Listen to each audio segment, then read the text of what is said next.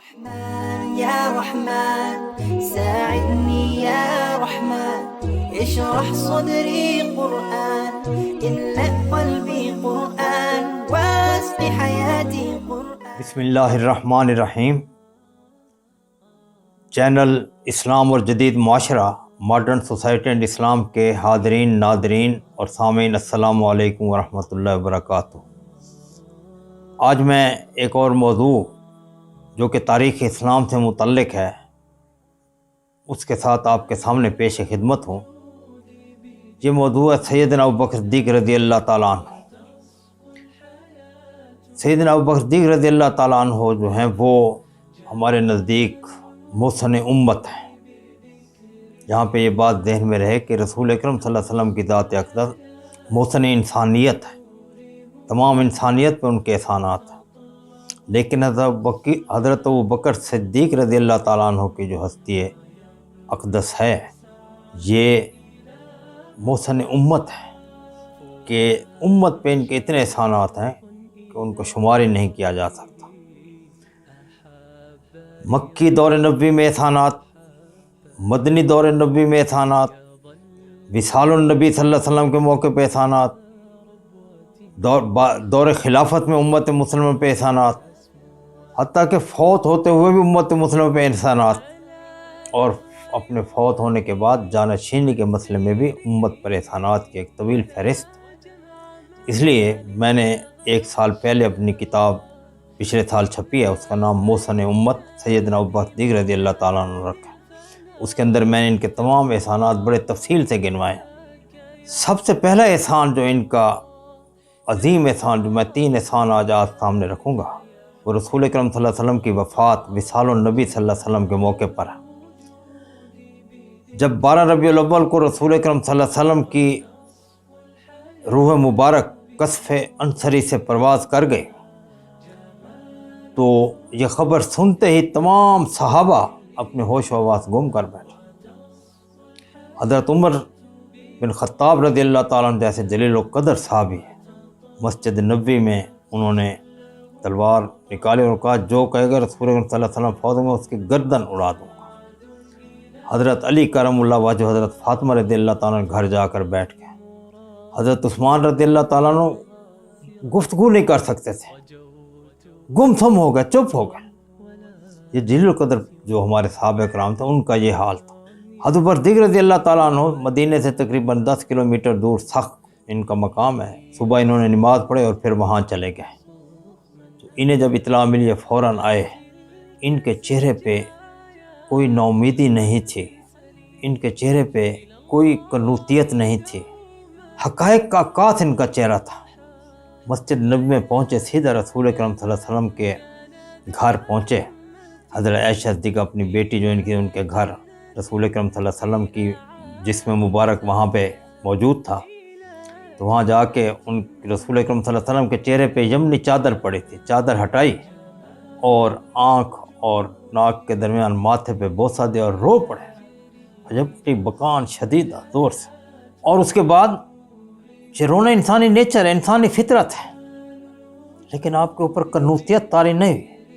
آپ حقائق آپ کے چہرے سے جھلک رہے تھے، چھلک رہے تھے.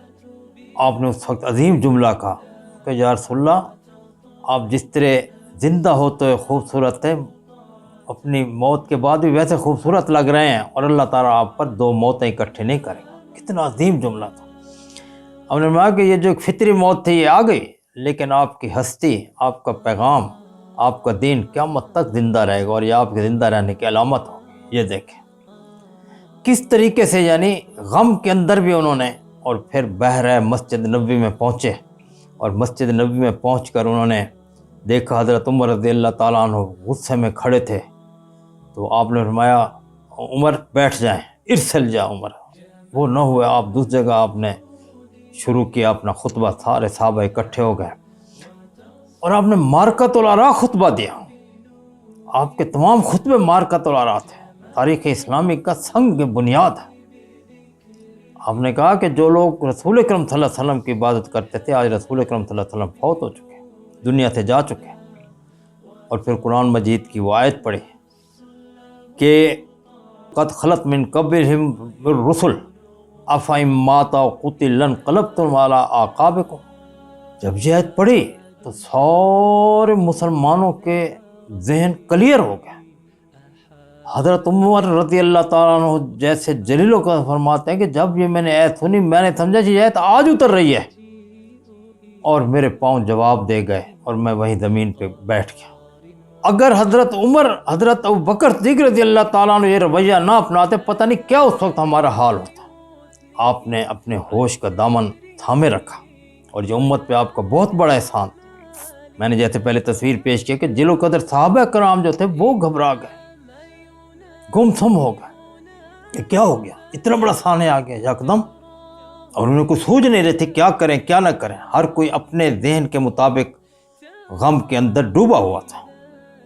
لیکن یہ حضرت ابوبکر صدیق رضی اللہ تعالیٰ عنہ محسن امت کا بہت بڑا احسان تھا کہ انہوں نے اپنے نبی اکرم صلی اللہ علیہ وسلم سب سے زیادہ محبت کرنے والے تھے، لیکن اپنے ذہن کو قابو میں رکھا، اپنے جذبات کو اپنے کنٹرول میں رکھا، اور حقائق ان کے سامنے بیان کیے تمام صحابہ کے سامنے، اور پھر صحابہ حیران ہو گئے. پھر اس کے بعد دیکھیں کہ اب تمام کو پتہ چل گیا بھی بالکل اب تو بات بالکل ختم ہو گئی. رسول اکرم صلی اللہ علیہ وسلم کو وصال مبارک ہو گیا.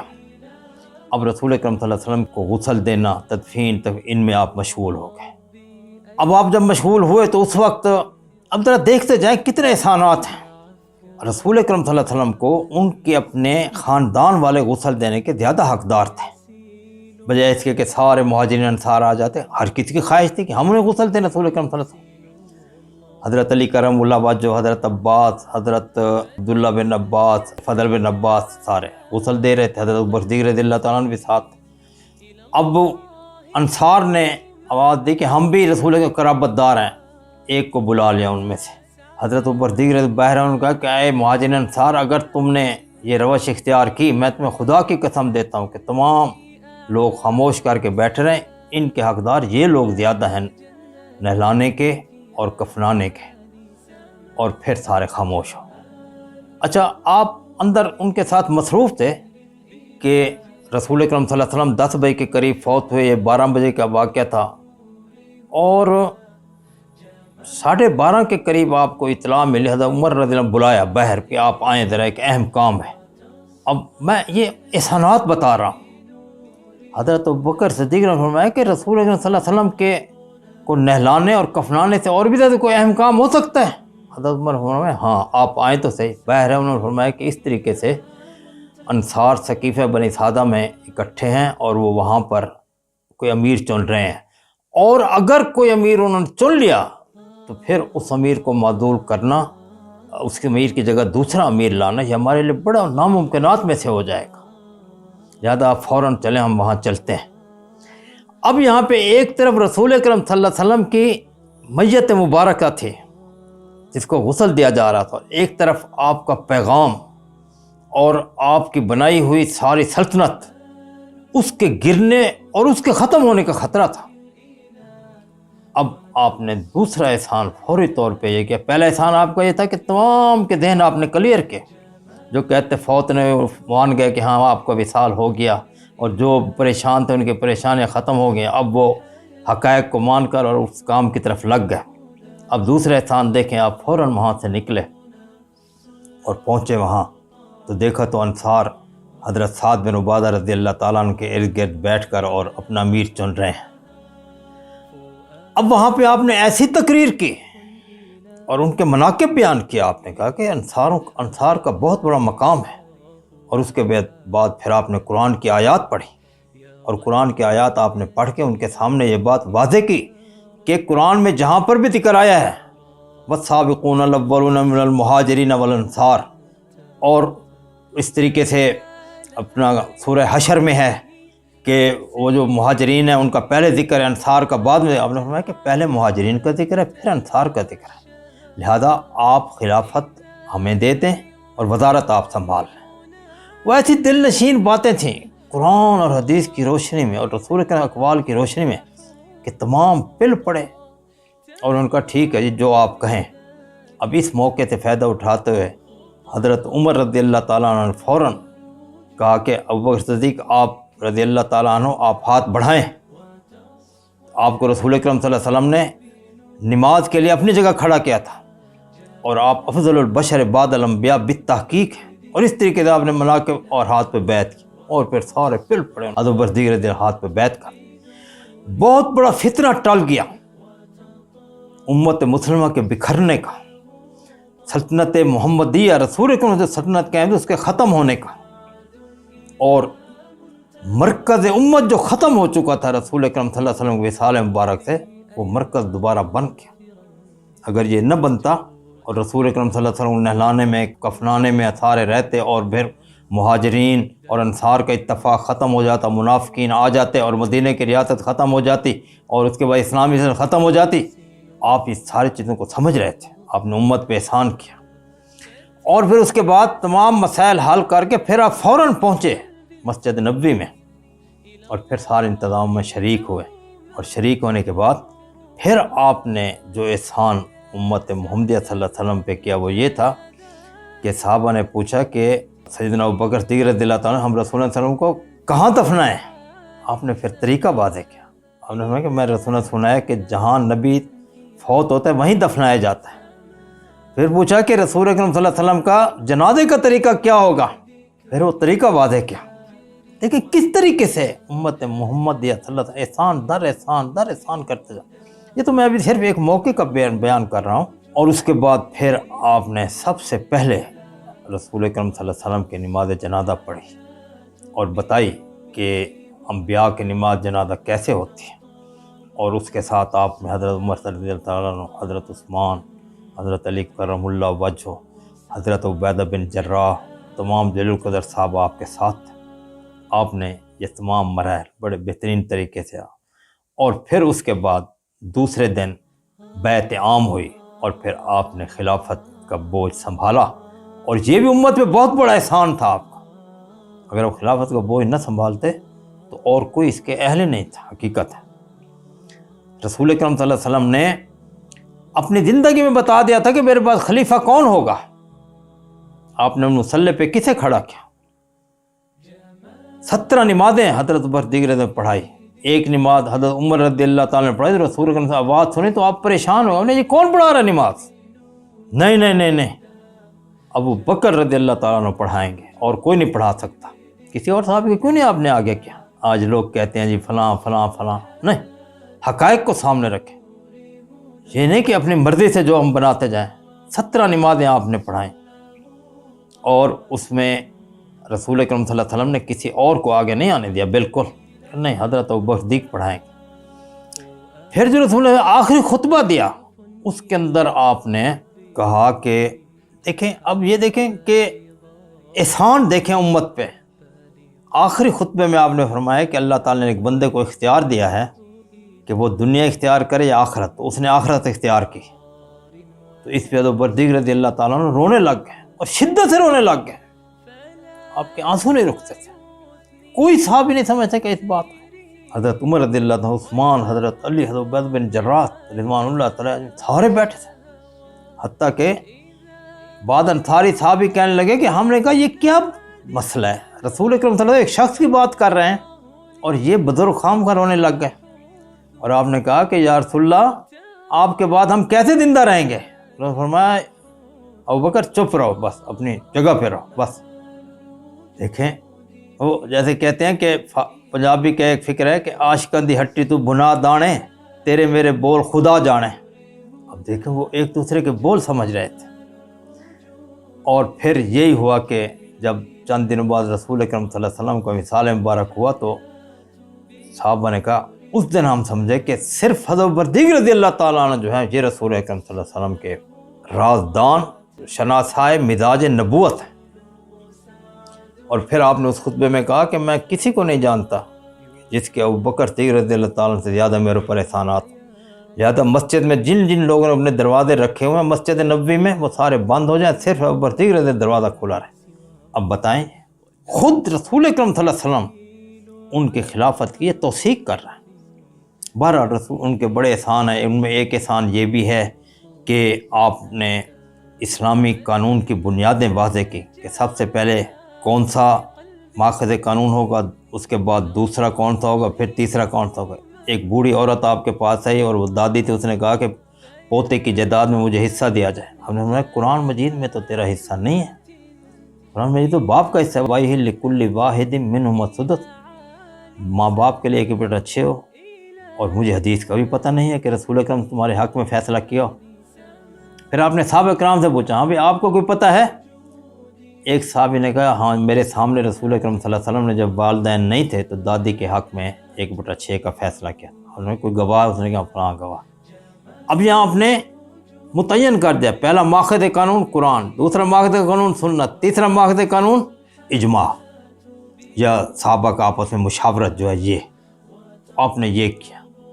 اچھا میں بات کو ختم کرتا ہوں کہ احسانات کی فہرست دیکھیں کہ جب آپ فوت ہونے لگے، انشاءاللہ سلسلہ چلتا رہے گا، 2-3 لیکچر میں آپ کے سامنے، میں خود بھی صاحب کتاب ہوں اس میں۔ ایک تو آپ کے سامنے جو لوگ حضرت ابوبکر رضی اللہ تعالیٰ عنہ کی سیرت پیش کر رہے ہیں وہ صاحب کتاب نہیں ہے، لیکن میں صاحب کتاب ہوں کہ میں نے محسن امت نامی کتاب لکھی ہے، اور وہ پڑھنے سے تعلق بالکل نئی چیزیں میں اس کے اندر لایا ہوں۔ وفات کے وقت آپ نے حضرت عائشہ صدیقہ رضی اللہ تعالیٰ اپنی بیٹی اور ہماری ماں سے پوچھا کہ رسول اکرم صلی اللہ علیہ وسلم کو کتنے کپڑوں میں کفن دیا؟ انہوں نے فرمایا 3۔ فرمایا کہ 2 تو میں نے پہنے ہوئے ہیں، ایک قمیص اور ایک تہبند، اور ایک اور کپڑا لے کے مجھے کفن دے دینا۔ اب حضرت عائشہ صدیقہ رضی اللہ تعالیٰ نے فرمایا کہ ابو جان ہم اتنی قدرت رکھتے ہیں، ہم اتنی طاقت رکھتے ہیں، ہم اتنی وسعت رکھتے ہیں، ہمارے پاس اتنا مال ہے کہ ہم آپ کو نیا کفن پہنائیں۔ فرمایا نہیں۔ دیکھیں میں چیلنج کرتا ہوں آج یورپ کے تمام حکمرانوں کو کہ کوئی اس کی مثال پیش کر سکے کہ شام، عراق، عرب، یمن، سارے علاقوں کا حکمران، دور حاضر میں 11 ممالک بنتے ہیں وہ ان کا حکمران، اور جب وہ فوت ہو رہا ہے تو وہ کہہ رہا ہے کہ یہ جو میرے 2 کپڑے نے دھو کر اور ایک نیا کپڑا لا کر مجھے کفن دے دے۔